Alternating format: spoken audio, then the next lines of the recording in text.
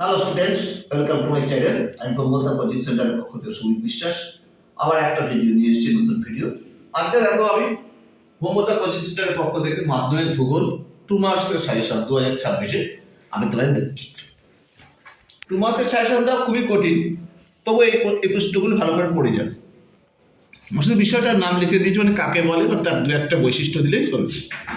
প্রথম অধ্যায় থেকে পড়বে নদীর অবঘর্ষ আর পুঞ্জিত ক্ষয়, ক্ষয়ভবন, পর্যায়ন, হিমশৈল, ঝুলন্ত উপত্যকা, হিমরেখা, হিমদ্রোণী, ফিয়র্ড, ক্রেভাস, মরুদ্যান, হামাদা, লোয়েস, পেডিমেন্ট, কিউসেক, কিউমেক, ষষ্ঠাঘাতের সূত্র আর নুনাটাক্স। এগুলি কাকে বলে?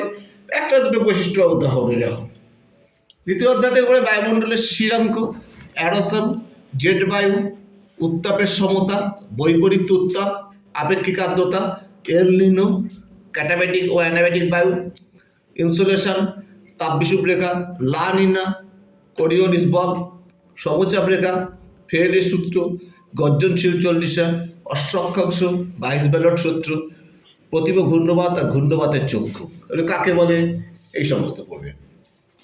বায়ুমণ্ডল তৃতীয় অধ্যায়ে পড়বে শৈবাল সাগর, হিমশৈল, অ্যাপোজি, পেরিজি, সারাসারি বান, বানডাকা, ভরা জোয়ার, মরা জোয়ার, সংযোগ আর প্রতিযোগ অবস্থান।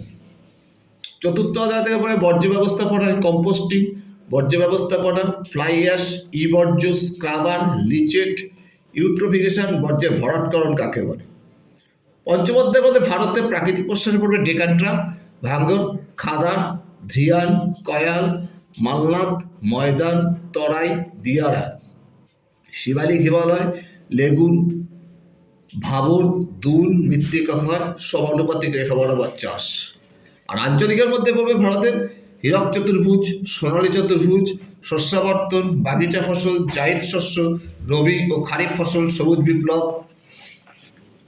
আর পড়বে শিকড় আলগা শিল্প, উদীয়মান শিল্প, বিশুদ্ধ কাঁচামাল, সিলিকন ভ্যালি, আদমশুমারি, জনঘনত্ব, জনবিস্ফোরণ, জনাকীর্ণতা, শিপিং লাইন বা শিপিং লেন, রজ্জুপথ, বহুমুখী নদী পরিকল্পনা।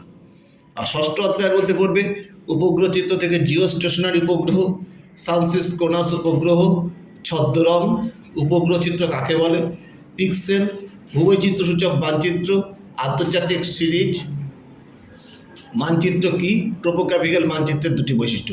এই প্রশ্নগুলো যদি পড়ে যাও তোমরা তাহলে সমস্ত ক্লাস 2 নম্বরের প্রশ্নগুলো অ্যাটেন্ড করতে পারবে।